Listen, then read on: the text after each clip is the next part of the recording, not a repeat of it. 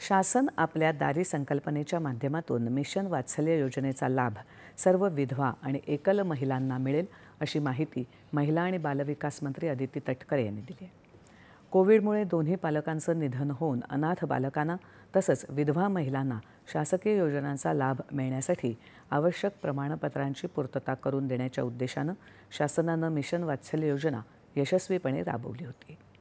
या योजनेची व्याप्ती वाढवून राज्यातल्या सर्व विधवा एकल परित्यक्त्या महिलांना शासन आपल्या दारी या संकल्पनेमुळे या योजनेचा लाभ देणार असल्याचं तटकरे म्हणाल्या।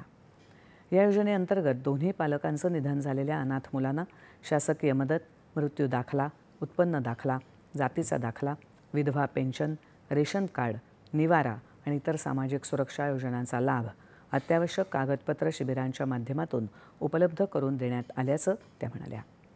आता याच योजनेत सर्व विधवा महिलांचा समावेश करण्यात आला असून जिल्हा स्तरावर विविध शिबिरं आणि मेळावे आयोजित करून समितीच्या माध्यमातून महिलांच्या सामाजिक आणि आर्थिक सुरक्षेच्या दृष्टीनं त्यांना शासकीय योजनांचा लाभ मिळू शकणार आहे।